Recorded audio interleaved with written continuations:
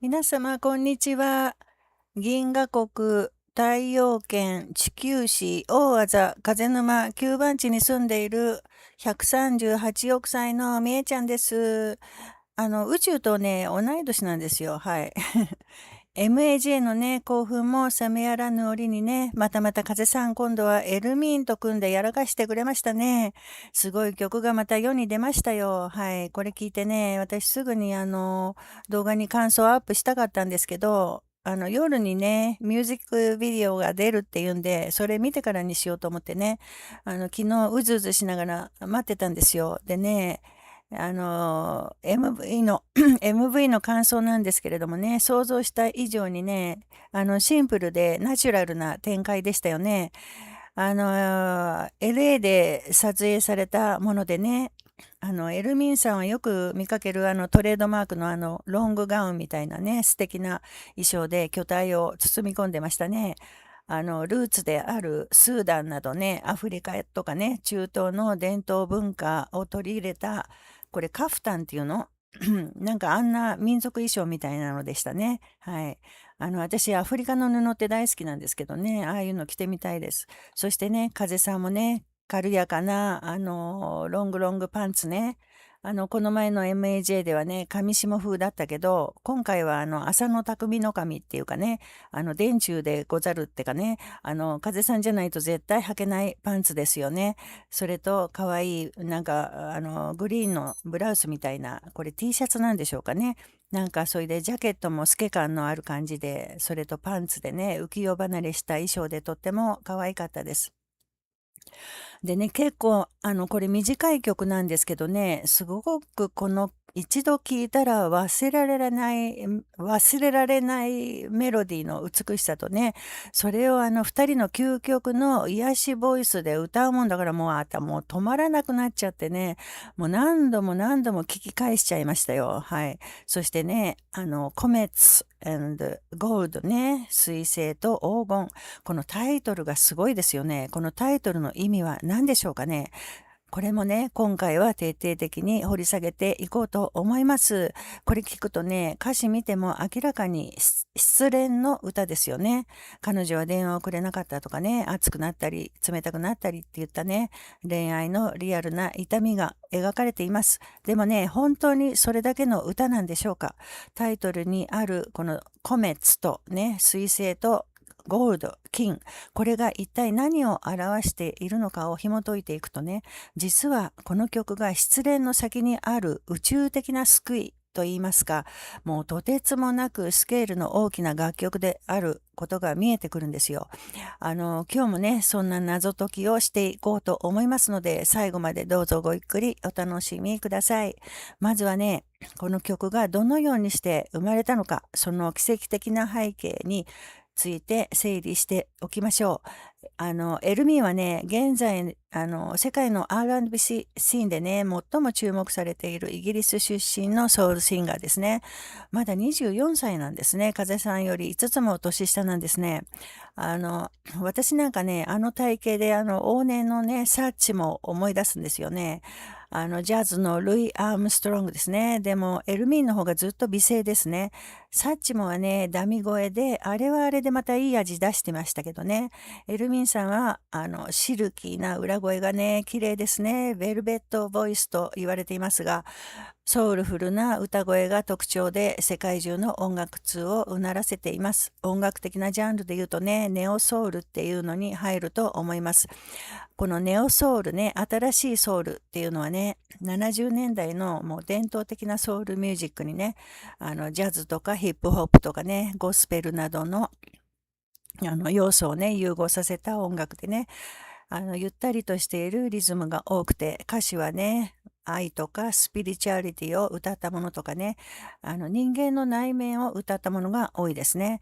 これ始めたのがね、有名な、風さんも尊敬していたディ・アンジェロですね。あと有名なのがエリカ・バドゥっていう人がいます。で、風さんの好きなね、クレオソルとかね、あと海さんね、マックスウェルなんかもそうですね。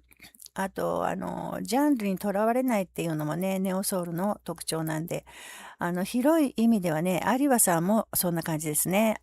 アサウンドで有馬さんがね、ラテンのクンビアというリズムがあるんですけれども、そのリズムで歌っているオリジナルっていう曲があるんですけど、私これ大好きなんですよ。もうありえない組み合わせのね、新しいジャンルの曲です。これもっとね、知られてもいい曲なんじゃないかって思うんですけどね。それはともかくね、エルミンという人はね、そんなネオソウルの中でも悲しみとか孤独っていったね、精神世界をとっても繊細に表現する人なんですね。このね、世界レベルの2人の才能が出会って生まれたのが、この今回のコメッツ&ゴールドですね。2人のでのね、出会いについてはいろんな方が解説してますのでね、詳しくは省きますけれども、最初の出会いはね、風さんがエルミンのサムデイを聞いたことがきっかけでつながったオンラインでの交流ですね。その後、スタジオセッションなどを通じて親交を深めてね、現在は互いの音楽性に強くリスペクトし合う、もう音楽的なコラボレーター兼友人という関係を築いていますね。エルミンさんがね、プライベートで日本に来た時、空港でテレビ東京のインタビューにね、呼び止められたりね、渋谷でたこ焼き食べたり、ファミチキがエルミンさん大好きで風さんは食べられないとかね、いろんなエピソードありますけれども、私が一番好きなのはね、渋谷を2人とも知らなくてね、風さんがエルミンに案内してって言ったことですね。もうエルミンに案内してってね、風さん。もう僕はね、シティボーイじゃないからって言ったそうですよ。はい。これ、エルミンさんがね、インスタで言ってましたね。とにかくもう2人の天才が音楽の話をね、マニアックにして、もうたちまち意気投合しちゃったわけですよ。風さんはね、彼の曲を初めて聴いた時、すぐに恋に落ちましたと言ってますね。彼は今の音楽に必要な古き良きソウルを取り戻してくれますと。この曲をレコーディングした時、彼の広大な宇宙の中を漂っているような感覚でしたと。彼の音楽の銀河の中で一つの彗星になれたことをとても幸運に思いますって言ってるんですね。エルミンの音楽をね、銀河に例えているんですね。そしてエルミンは、風さんについてね、風との制作はいろんな意味でとてもね、自然でしたと。もう中でもね、びっくりしちゃったのはもう音楽がコードとかハーモニーを通してね、どのように動いていくかをね、ものすごくよく知ってると。彼はもう楽曲に深みと感情をもたらすね、もう完璧な色彩を加えることがもうとっても上手だと。彼のおかげで僕たちの音楽の銀河にはさらに多くの星が加わりましたと絶賛してるんですね。はい。では、この辺で歌詞を見ていきましょうか。Five ends, five of them without you. 5つのことが終わったと。その5つは君なしだったと。I let someone else who loved me go. 私を愛してくれた人を手放しちゃったと。なんか恋人はね、何人かいたんだけど、他を全部蹴っちゃってこの人を一筋にしたっていうことですかね。Already know, why do I call? もう分かっているのになんで電話しちゃうんだろうと。ね。Why is it cold? なぜこんなに寒いんだろう。ね。Her eyes could see in the dark. 彼女の目は暗闇でも見えたと。この暗闇でも見えるっていうことはね、もう暗闇の世界の住人ということですね。つまりこの付き合った彼女さんが、仏教でいう無明の世界ね。ヒンドゥー教で言えばマーヤの世界。もうエゴに生きている人っていうことですね。つまりキャスケットガールみたいなもんですね。is light a thing of the past? ねえ、光はもう過去のものになっちゃったのかと。光のない世界にいるっていうことですね。つまり今言った無明の真っ只中でもう苦しんでるっていうことですね。I need you back のね、初めのシーン。まさにね、暗闇の中でもがいているところを思い出しますよね。I trace my fingers through the places I've been. 指で今まで行った場所をなぞると。ね。これ詩的な表現ですけれどもね、つまり過去に生きているってことですね。思い出をなぞって、苦しい時って大抵過去にいるんですよ。I see my breath inside the glass I'm in. 自分がいるガラスの中に自分の息が見えると。ねえ、これもすごい表現ですけれども、ガラスね、つまりこの場合、エゴの殻みたいなもんですね。自分と世界を隔てているものですよ。でもね、この場合透明だからね、まだ外の世界が見えるから救われるんですね。キャスケットがあるよりマシですよね。あれはもう棺桶ですからね、もう真っ暗ですよ。でもね、外界と離れていることに変わりはないですね。Hanging in the dark, comets and gold ね。暗闇に浮かぶね、水星と金と。暗闇でぶら下がってるって言ってますね。エルミンさんちょっと重そうだから心配だけどね。ぶら下がっちゃって、そして水星と金という言葉が出てきました。Am I alone? Am I in space here? と。私は一人ぼっちなのか？ここは宇宙空間なの？これね、宇宙空間に一人ぼっちという感覚ですね。もうまさに無明、ね、迷いの感覚ですよ。自分と世界を切り離して考えるのが自我の特徴です。このあたりのね、詩的な表現すごいですね。もう壮絶な孤独感ですよ。真っ暗な宇宙空間にね、ガラスの中に閉じこもって、もうぶら下がってんですよ。もうすごいね。宇宙飛行士でね、誰か忘れましたけどね、スペースシャトルから命綱をつけないでね、宇宙遊泳した人いましたよね。誰だっけ？もうなんか忘れちゃったけどね。あれを思い出しましたね。I always pictured us in somewhere weightless. この pictured っていうのはね、思い描いたってことですね。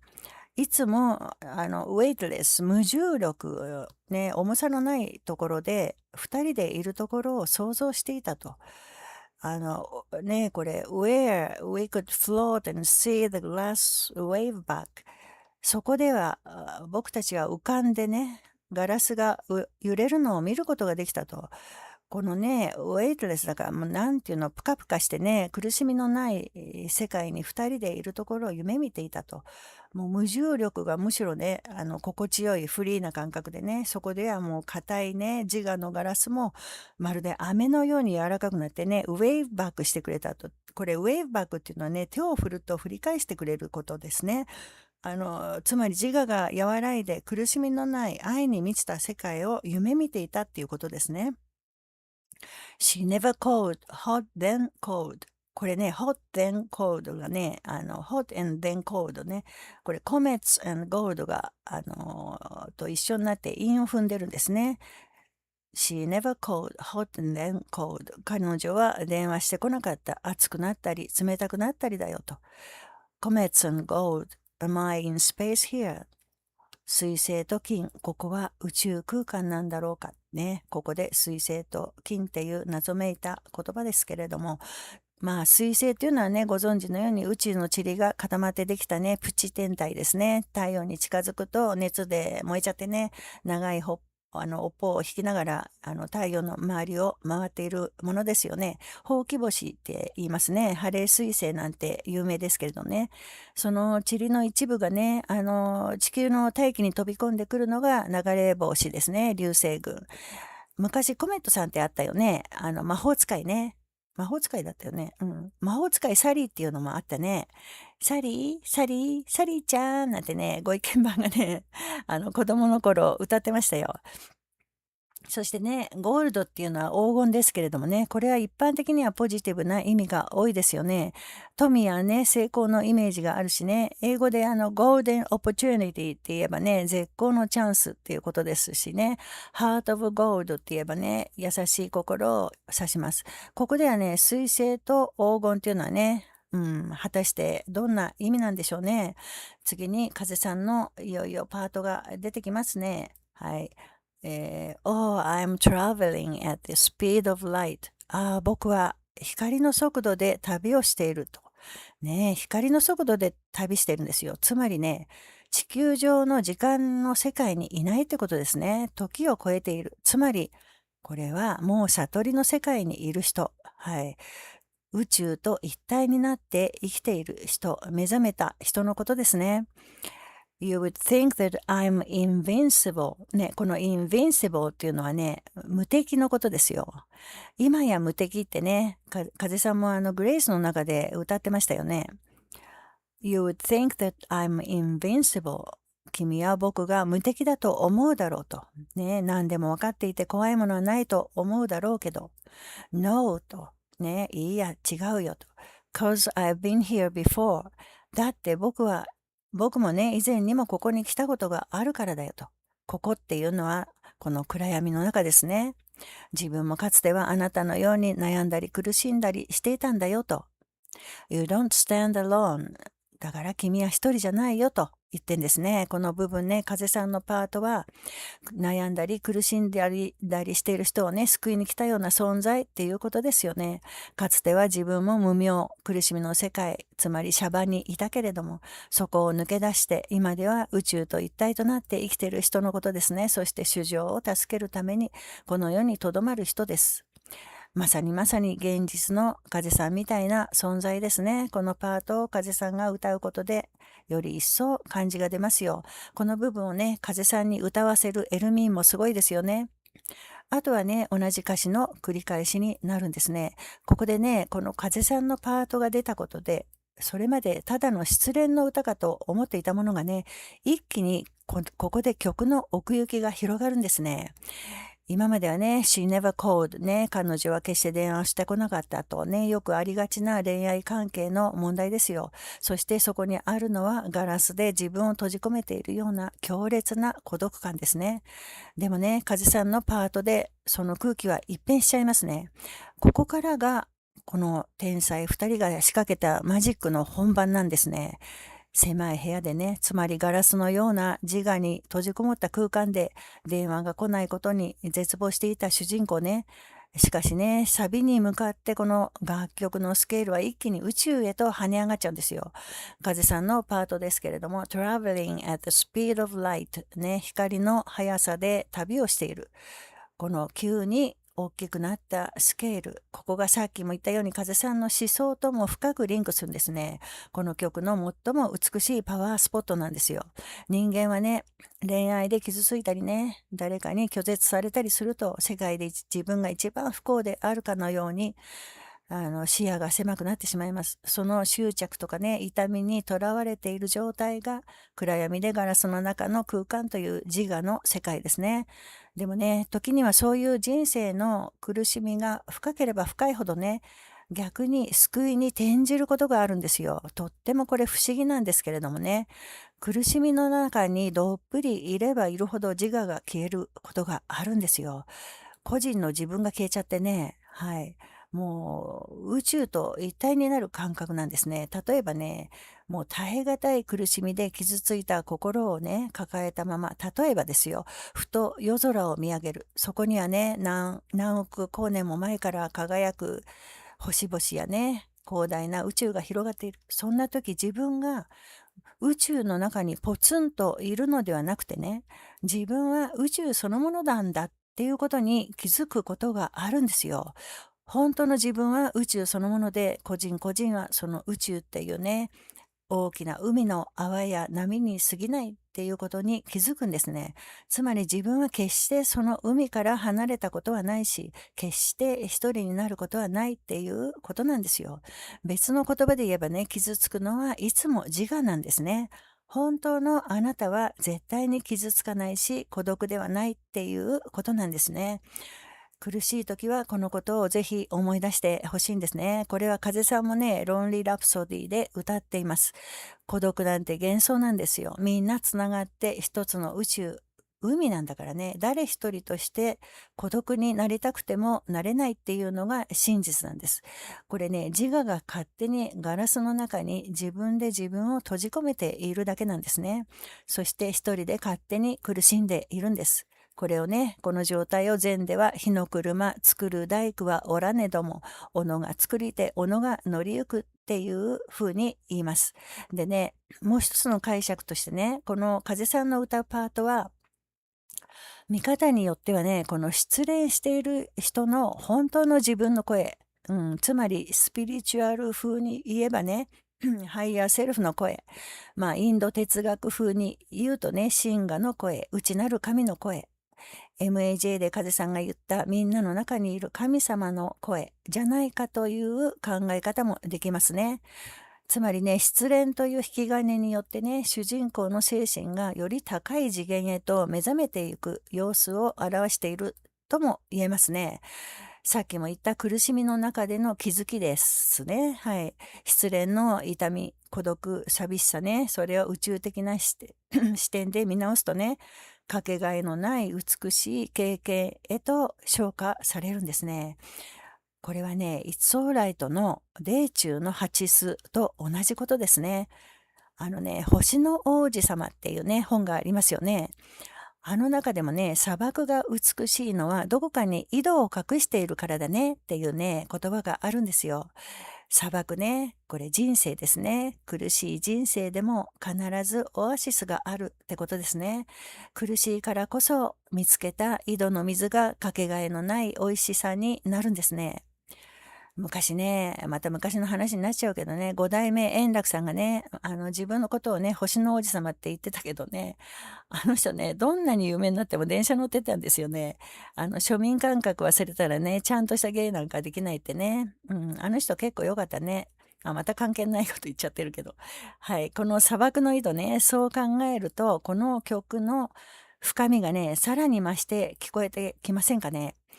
このエルミンのパートではね、これね、私、エルミンの実体験じゃないかと思うほどリアルに表現してますけどね、それに対してね、この中盤からの藤井風さんのボーカルはね、どこかね、現世を超越したようなね、優しく包み込むような救いの光を帯びてる感じですよ。そしてね、二人の声が重なって美しいハーモニーを奏でる瞬間ね、それはもうまるでね、傷ついた魂ね、これエルミンがね、宇宙の大きな愛、これは藤井風がそっと包み込んですくい上げていくかのような、もうカタルシスっていうんですかね。はい。それを覚えますよ。単にね、失恋ソングでは味わえない感覚ですよね。このコメッツゴールドを聞くと、なんかどこかね、心がすっきりと軽くなってね、癒されるような温かい光に包まれたような感覚になるのはね、このサウンドとこのね、ボーカルの掛け合いの中にね、救いのエネルギーがもう満ち溢れてるからじゃないでしょうかね。でね、最後にここでね、動画の冒頭で触れたね、このタイトルである彗星、コメッツと金、ゴールドがね、一体何を表しているのか、私の感想を述べたいと思います。後でね、また考えが変わるかもしれませんけど、とりあえずね、今思ったこと言いますね。これね、いろんな解釈あると思うんですよ。でね、まず思ったのがね、彗星っていうのはね、一瞬夜空にね、輝いて儚く消えますよね。だから無常ですね。なのでね、瞬間瞬間の出来事とか恋愛なんかを表しているかもしれませんね。長く続かないものですよ。でね、一方でゴールドっていうのはね、純粋で変わらないものね、硬くてしっかりしていて永遠に輝くものですよね。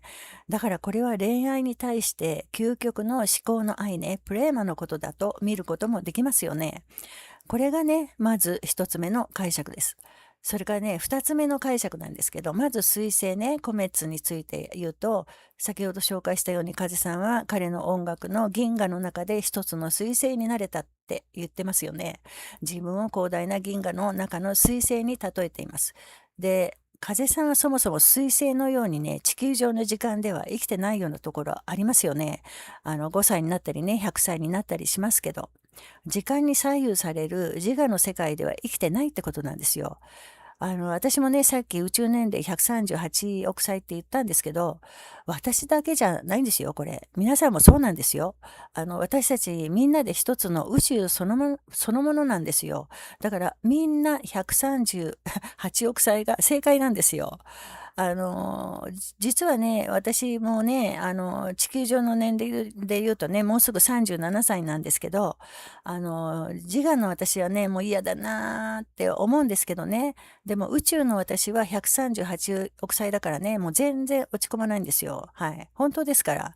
まあ、信じなくてもいいけどね。そしてね、この曲に出てくる風さんが、歌うパートのね、かつては自分も苦しみの世界にいた。だからこの失恋している人に寄り添う歌詞のようにね、私たちにいつも寄り添ってみんなの気分が良くなるようなことをしてくれてますよね。彗星はまるでそんな風さんを表しているような気がします。次にね、金ね、ゴールドについてですが、これはさっきも言った人間の心の中にある純粋で永遠の輝きのことなんじゃないかと思うんですね。黄金はね、一番純度の高い金属でね、変色しにくいものですよね。こういうとね、そういう何かね、だから永遠のものがね、誰の心の中にもあるんですよね。そういうね、またどっしりとしたエルミンさんのイメージとも重なりますしね。結論としてね、一つ目の解釈とは矛盾するんですけれども、彗星は時間のない世界、宇宙と一体になって苦しみのない世界を目指して生きる人、つまりカズさんのことであってね。で、黄金はエルミンのどっしりとした存在感とか変わらぬ魂の深さ、愛にあふれるその存在を表しているのかもしれません。そして両者の根底にあるのがこの思考の愛ですね。カズさんの言うプレーマだと思います。この2つがね、一緒になった時、もう怖いものなしになるんですよ。水星とゴールドが一緒になった時ですね。この2人をね、この楽曲のために動かしたのも、つまりはその神の愛、プレーマということなんじゃないでしょうかね。いかがでしたでしょうか。エルミンとね、藤井風によるコメッツゴールドね、一見すると、すれ違う恋愛の痛みを歌った失恋ソングのように聞こえるこの曲なんですけれどもね。でもそれは実は人生の痛みをきっかけにしてね、個人という自我に閉じ込められた自分も彗星のように自由に生きる存在になれるんだというかすかな希望の光が見えてくる、そんな宇宙的な広がりへと解放してくれる壮大なスケールのドラマになっている曲なんですね。天才と天才が出会うことで、はい、音楽はここまで深いメッセージを届けることができる。本当に同じ時代にね、この音楽をリアルタイムで体感できる私たちは幸せだなぁと改めて感じさせられましたね。はい、皆さんはこのコメッツゴールドを聞いてどんな風に感じましたか？ぜひコメント欄で教えてくださいね。このチャンネルでは宇宙空間をまっしぐらに進む彗星のように周りを照らし、人の心に強烈な愛と気づきを与えてくれる藤井風の生き方を追いながら、人生を苦しみなく楽しく生きるコツをシェアしております。なんだか面白そうと思われた方は、ぜひチャンネル登録、グッドボタン、ハイプなどよろしくお願いいたします。いつも盛大な応援ありがとうございます。それでは皆様またお会いしましょう。さようなら。